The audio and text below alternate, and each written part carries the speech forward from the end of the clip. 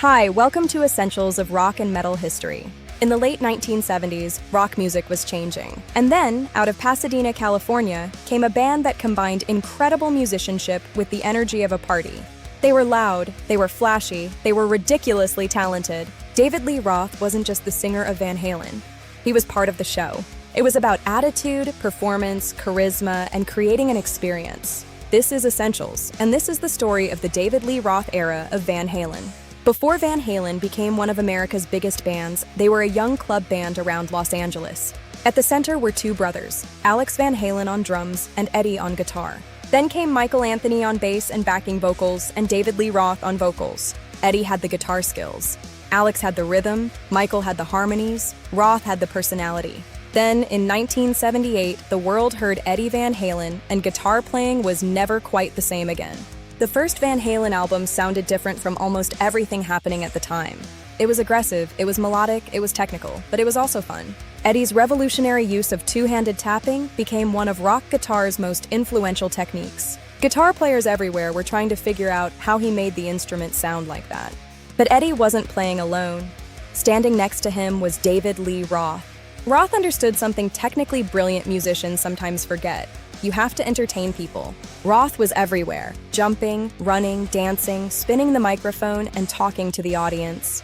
He wasn't simply performing lyrics, he was creating a character inseparable from Van Halen. While Eddie made guitar players want to practice, Roth made audiences want to be at the party. Then came an incredible run: Van Halen 2, Women and Children First, and Fair Warning.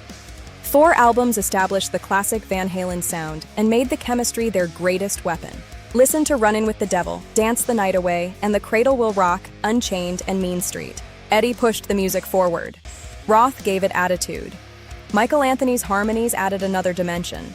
Van Halen looked like they were having the time of their lives. The clothes, hair, stage, jokes, and partying. Everything communicated one message: this is supposed to be fun. Then came 1984, and Van Halen reached another level. Then came Jump. That synthesizer became one of rock music's most recognizable sounds. There was Panama, Hot for Teacher, and I'll Wait. Van Halen had become a mainstream phenomenon. But after reaching the peak, the relationship between Eddie and Dave became increasingly complicated. Roth wanted the larger-than-life identity. Eddie wanted more experimentation. Roth left in 1985.